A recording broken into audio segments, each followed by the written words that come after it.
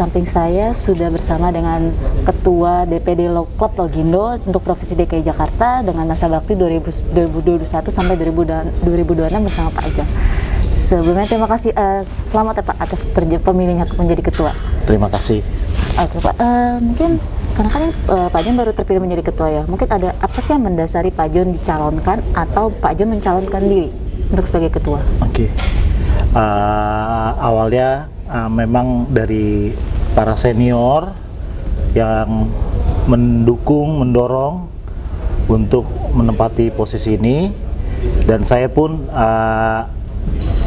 ingin belajar, ingin berkembang, dan saya pun meminta dukungan dan support dari para senior, restu, dan juga motivasi dan kritik-kritik yang membangun dari para senior, karena mereka sudah asam garam dan saya menjalankan amanah itu karena saya melihat amanah ini diberikan kepada saya dari senior-senior. Terima kasih. Mungkin bisa dijelaskan nih profil Pak John sebagai pengusaha tracking dan juga profil singkat mengenai perusahaan Pak John yang sekarang sedang dijalankan. Oke. Saya menjalankan bisnis keluarga angkutan ini di Tanjung Priuk dari awal tahun 80-an. Waktu itu masih bernama Angsuspel, Angkutan Khusus Pelabuhan Tanjung Priuk. Masih di bawah Organda. Nah, berjalannya waktu, bisnis ini berkembang pesat sampai tahun 90 dan mengalami sedikit hambatan di tahun 2000 karena ada krisis, mulai berkembang lagi kira-kira 5 tahun dan kembali lagi berkurang. Akhirnya ada pandemi ini, itu menurunkan utilitas kita di angkutan. Itu yang sangat berdampak sekali untuk transportasi angkutan barang di Tanjung Priuk. Saya dengar tadi kan juga Pak John sempat pada saat penyambutan ya, orang terkasih kedua orang tua Pak John. Apakah memang ada berhubungan juga dengan perusahaan keluarga ini Pak? Iya betul. Kebetulan usaha ini memang dibangun oleh orang tua saya, bapak saya dan ibu saya, Bapak Bitner Tagaol dan Clara Panggabean yang mendirikan usaha ini di tahun 80-an dari mobil angkutan, masih izinnya mungkin mobil barang umum. Nah, di tahun 90-an ada kebijakan itu angkutan peti kemas. Nah, semualah bergeser dari situ, baru semua ngetrennya dengan peti kemas.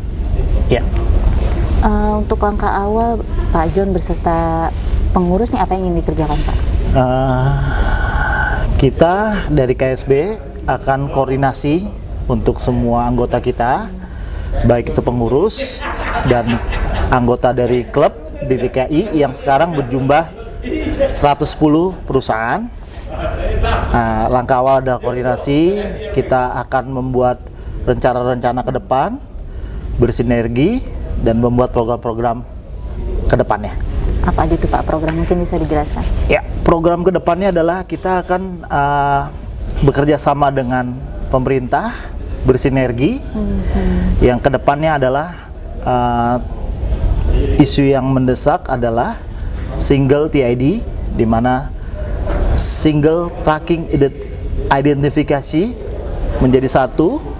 Nah, kebetulan memang itu dari pihak IPC dan bekerja sama juga, berkolaborasi, bermitra dengan OP Pelabuhan, baik itu Pelindo, baik itu stakeholder yang lainnya seperti JCT, IPC, dan MAL, dan UTC 1. Ya.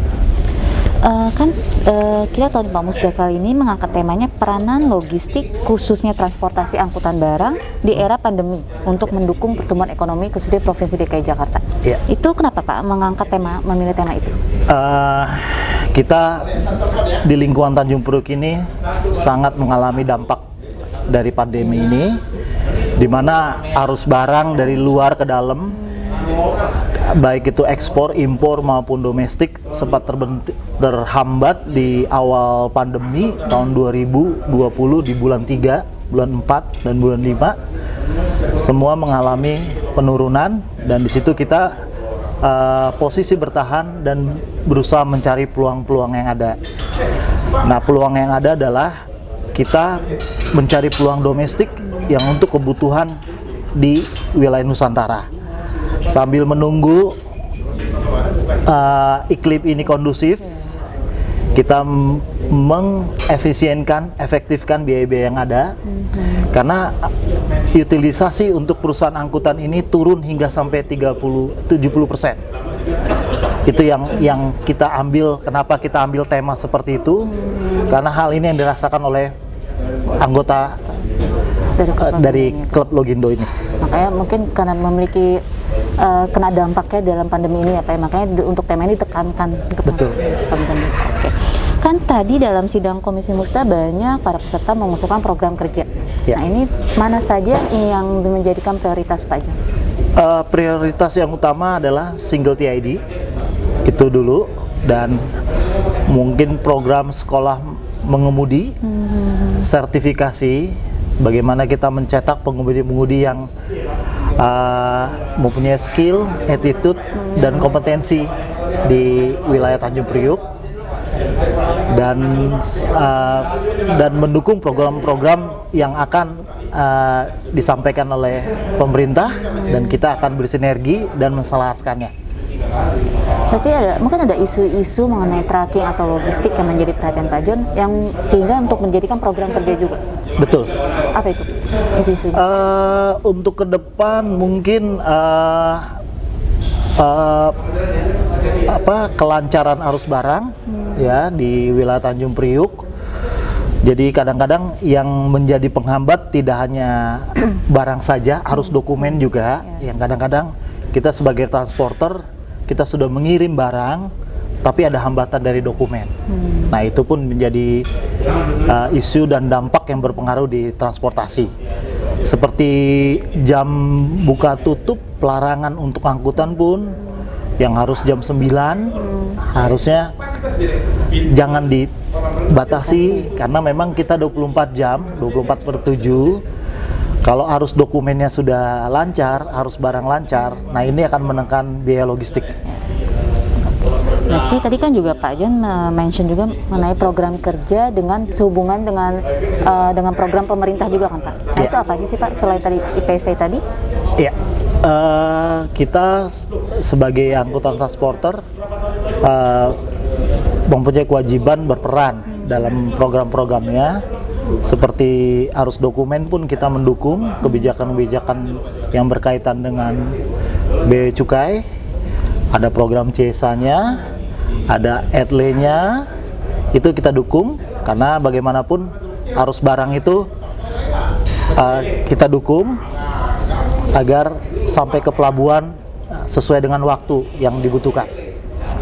Tadi terkait Pemprov DKI tadi Pak Balika, ingin bentuk kerjasama seperti apa dengan Klub Logindo itu? Untuk dengan Klub Logindo, kita bisa kerjasama dalam bentuk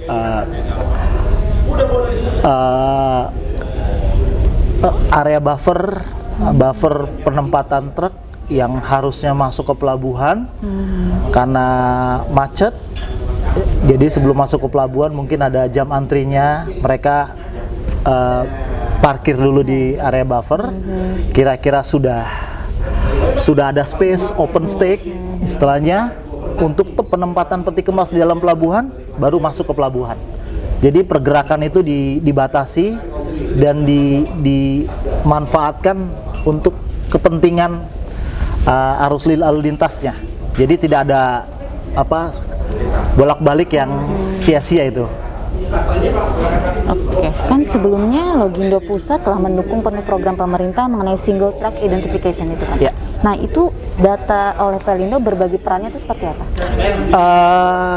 Untuk wilayah DKI, khususnya Pelabuhan Tanjung Priuk, ada DKI, Provinsi DKI akan mendata anggota-anggota dari 110 ini, di mana akan ada pengajuan TID yang lama tetap berjalan.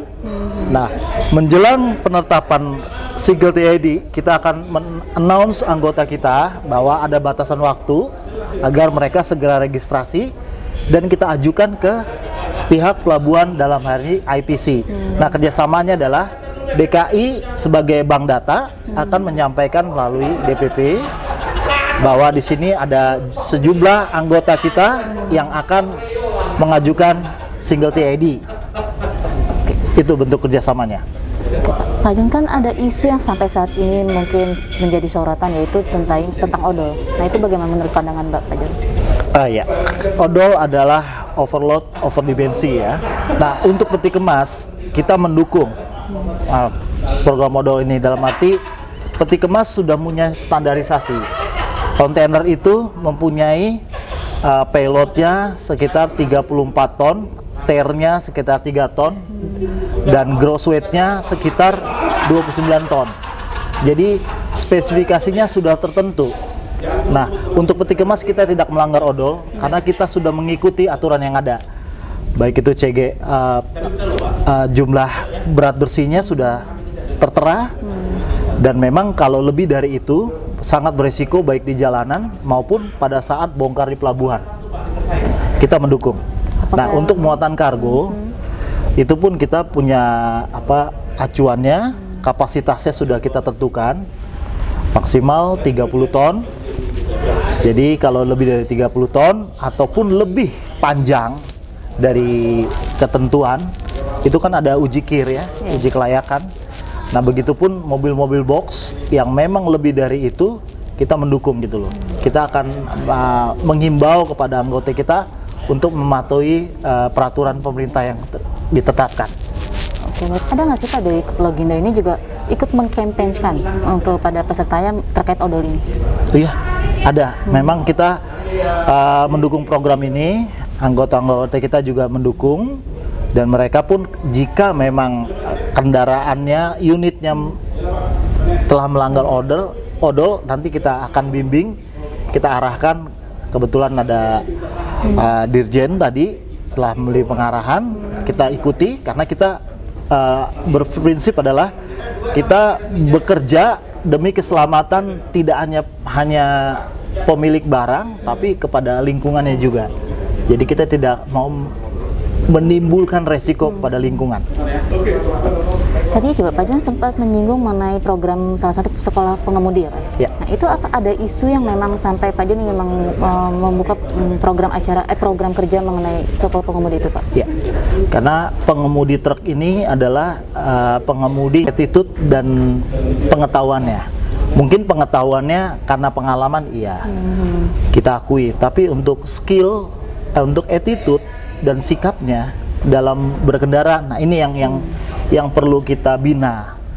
Dalam arti syarat menjadi pengemudi truk kan SIM BD umum. Nanti kita akan lapis lagi dengan ada sertifikasi kompetensi. Di situ kompetensi itu skill, attitude, sama knowledge. Disitulah 3 item ini akan kita ramu agar pengemudi-pengemudi itu mempunyai kemampuan mengemudi ekstra gitu loh. Pengemudi iya, tapi attitude dan pengetahuannya dan sikapnya dalam berkendaraan membawa barang-barang muatan itu pun akan kita terapkan bagi pengemudi-pengemudi di angkutan ini. Terakhir Pak Jun, selama kan tadi masa bakti Pak Jun 2021 sampai 2026, Ya. ada strategi apa lagi sih Pak untuk terkait dengan DPD Klub Logindo di Jakarta ini? Apakah ingin menambahkan anggota lagi kah atau seperti apa? Kalau menambah anggota, ya kita akan membuka anggota karena banyak dari pengusaha-pengusaha yang kecil dan menengah yang memang belum terarsop aspirasinya. Kita akan membuka peluang agar kita bisa berkolaborasi, karena dengan berkolaborasi kita bisa membuat suatu kekuatan energi yang baru dan mendukung pertumbuhan perekonomian bagi pemerintah. Terima kasih Pak Jan atas waktunya. Sekali lagi selamat atas terpilih menjadi Ketua DPD Klub Logindo Provinsi DKI Jakarta. Ya, terima kasih. Oke, di depan saya sudah bersama Pak Mustajab sebagai Ketua DPP Klub Logindo. Oke, Pak, tadi kan hari ini sudah ada pemilihan ketua untuk DPD Provinsi DKI Jakarta. Harapan dari Pak Mustajab apa sih? Kami menjalankan Munas pertama dan Musda pertama ini sebetulnya memang menjalankan amanah organisasi sesuai anggaran dasar dan rumah tangga kami, sehingga kami hari ini senang karena sudah bisa membelah badan kami yang tadinya hanya DPP, sekarang sudah terbelah menjadi dua, ada DPP dan ada DPD. Buat kami ini adalah suatu gebrakan dan sesuatu yang menambah energi baru buat kita berorganisasi dan berasosiasi. Karena apa? Karena target kami memang 34 DPD seluruh provinsi di Indonesia. Jadi sebagai anak sulung, DPD Klub Logindo Provinsi DKI Jakarta memiliki tugas berat dan besar dan mulia tentunya sebagai embrio dan percontohan buat teman-teman DPD lainnya nantinya. Karena satu rumah dengan DPP, maka praktis ada beberapa program yang nanti akan terjadi overlapping yang buat kami itu adalah sinergitas kolaborasi, karena tidak bisa semuanya dijalankan sendiri oleh satu badan. Jadi ada dua badan ini buat kita, tadinya kita hanya fokus di Jakarta, sekarang ini Jakarta sudah ada pengampunya yaitu DPD Klub Logindo Provinsi DKI, maka sebagai DPP kami nanti akan berpikir tentang provinsi dan daerah-daerah yang lain yang perlu dikembangkan untuk menjadi rangkaian seluruh linkage organisasi kita dan asosiasi kita ini bisa berkarya lebih baik lagi bagi bangsa dan negara Indonesia ini.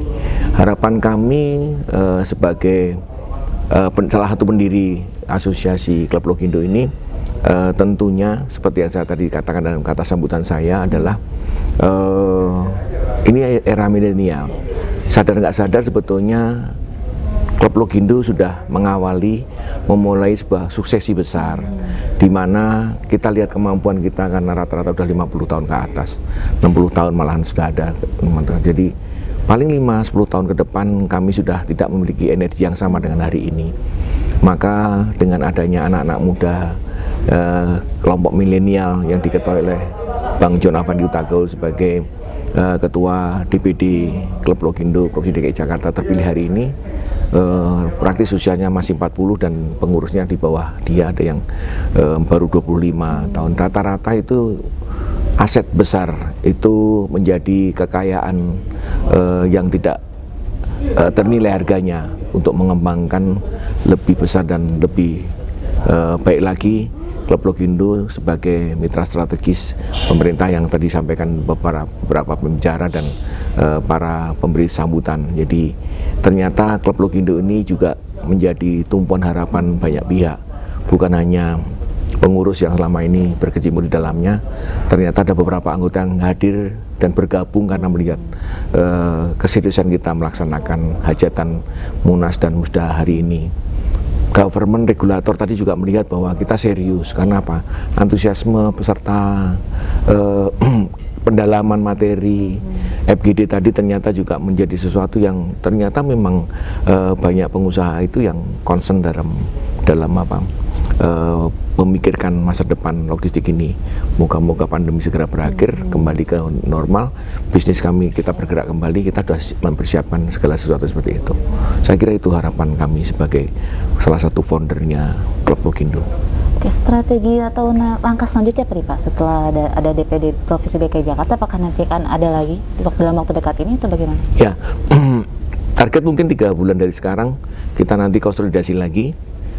Tentunya kalau DPP melengkapi, mengisi beberapa personel yang dengan dirinya sudah turun ke DPD DKI, dan kami memang menyarankan tidak ada duplikasi dan tidak ada dualisme jabatan di dalam kepengurusan kami. Jadi kalau sudah di DPD, DPD fokus, di DPP, DPP fokus, karena ruang lingkup dan bidangnya berbeda. Kami strategik, policy making, terus relationship linkage dengan departemen instansi terkait untuk pengembangan tadi, operatingnya, pelaksananya, target pelaksananya itu ada di DPD Klub Logindonya Bang John. Nah, kedepannya tentunya tugas utama Bang John adalah melengkapi seluruh susunan kelengkapan pengurus yang hari ini memang tidak bisa disebut karena memang memerlukan waktu, karena ada beberapa potensi target people yang memang kita mau jangkau dan kita mau ajak, dan itu memerlukan waktu untuk penetrasi dan pengajakan mereka. Dan setelah lengkap seluruh pengurusannya DPD Klub Logindo Provinsi DKI, tentunya program kerja yang tadi sudah kita berikan kisi-kisinya yang sudah dikerjakan oleh Komisi A dan Komisi B tadi, itu menjadi panduan untuk dilaksanakan. Jadi tadinya menjadi program DPP, sebagian sudah kita turunkan ke DPD menjadi program jangka pendek, program jangka menengah, dan program jangka panjang. Dan tentunya DPP pendampingan, karena nggak mungkin kita yang memiliki rencana program itu terus kita lepas untuk mereka lakukan, rasanya nggak akan jalan juga. Nah, kami juga meyakinin bahwa semua, karena ini pengusaha, semua sibuk, tetapi mereka memiliki kemauan dan kemampuan untuk melakukan kolaborasi itu bersama-sama. Dan yang menyenangkan lagi adalah para seniornya, para orang tuanya yang menitipkan anak-anaknya untuk duduk di DPD Klub Logindo itu secara tidak sadar ternyata wadah organisasi Klub Logindo ini ternyata bagus untuk pemijahan, bagus untuk melakukan kaderisasi. Mereka belajar secara langsung dari orang lain, suksesnya orang lain, karena banyak anak-anak yang belajar dari orang tua sendiri mungkin agak segen, sungkan, dan mungkin malah nggak mau. Karena apa? Udah tahu keseharian papi cuma begitu, mami cuma gitu. Tapi begitu melihat sukses story teman-teman yang lain, teman-teman bapaknya, itu men-trigger mereka untuk pengen seperti itu. Jadi akhirnya mereka mau bergabung. Ada seorang anaknya dokter, tadi kan ada dokter suami istri, sekarang terlibat di transportasi logistik, dan mereka karena nyaman melaksanakan itu. Itu buah daripada pertemuan dan kebersamaan kita sehari-hari dalam kegiatan ini.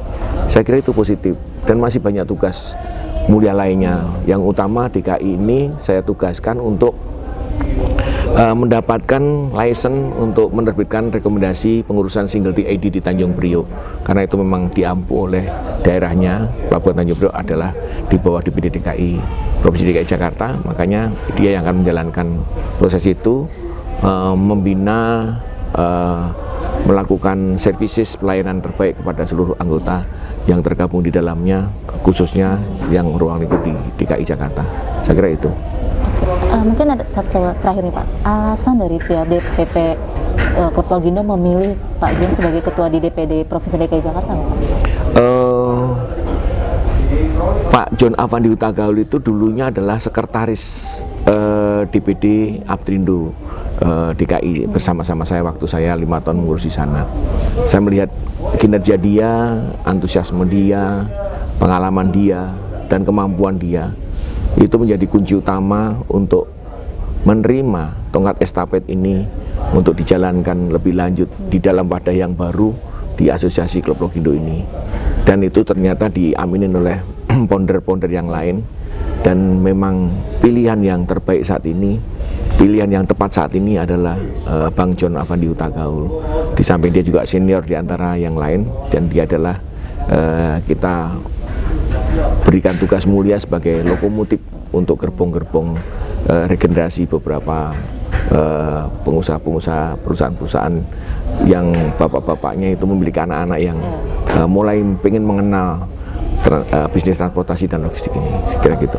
Baik, siap. Terima kasih Pak Mustajab untuk waktunya. Terima kasih juga buat Transco, moga-moga selalu lebih baik dan lebih baik lagi kerjasama dengan kita. Saya senang hari ini diliput sehingga kegiatan kita ini semakin bisa dilihat oleh banyak orang di tempat. Dikenal, ya, Pak, ya? Terima kasih, sukses selalu, salam sehat selalu.